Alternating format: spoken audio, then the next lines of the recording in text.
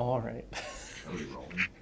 We've been, so Okay, there will be plenty for me to put in that little intro part. No, scary. don't include that. Not all of it.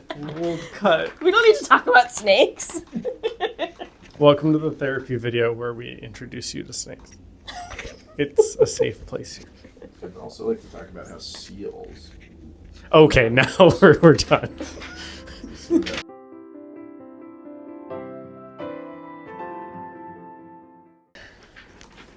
Welcome back. This is the second video in our three-part series about holiday stress that we're going to cover. Once again, we are going to go through a scenario. I will act almost as a student who might be having concerns going back home to be with family for the holidays.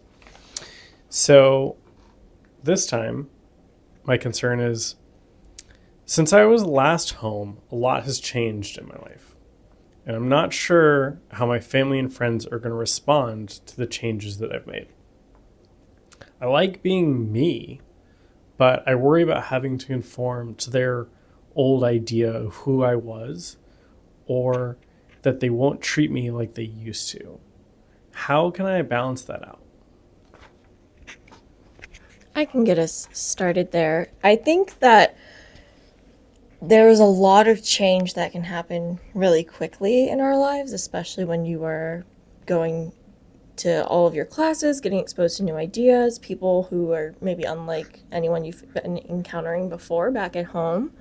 So it makes sense that you have changed. And it can be overwhelming sometimes to think about going home and maybe reverting back to your old habits or feeling like you're in high school again or like people don't get you.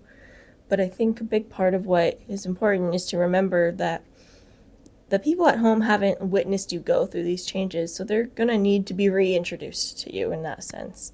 So maybe sharing some of your experiences or how you've noticed your thoughts or views have changed, what you've learned about yourself as you feel comfortable with people can help ease that transition.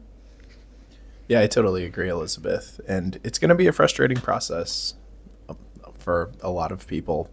So giving yourself some grace and giving yourself some compassion to feel your feelings, be a little frustrated, and also understand that that's normal because you feel like the new you and your family doesn't know the new you yet. You also might give them some grace as they take some time to adjust to the changes that you've made in your life. So often we fall back into the same child-parent dynamics when we're back with our families, and especially in a childhood home or a familiar setting. And you might even experience some kind of internal conflicts and push and pull between the old you and the new you. And I hope that you give yourself some grace and compassion when dealing with that. Yeah, and the people at home have changed too, so you're going to have to be learning more about them as well.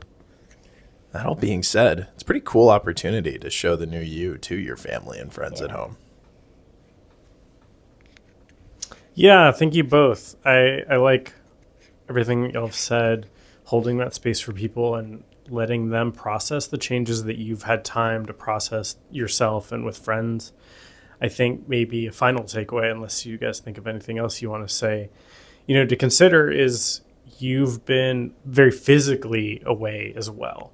So it's not just that there are these other changes of your personality or the way you think or act, but your family has conformed into the space potentially that you used to inhabit. They've gotten into a whole routine, getting up, having dinner, interacting on weekends that you might have been a part of virtually or over the phone. It's hard for them, I think, to adjust even to your return to the physical space. So there's actually two things that they're adjusting to at the very least. And as Elizabeth, you were saying, just giving them those graces and, as Connor, as you were saying, appreciating too that they've probably made changes as well.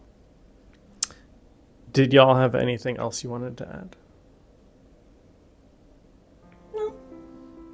All right. Bring on that second question. There we go. We are on it to part 3. Stay tuned for that and have a good day.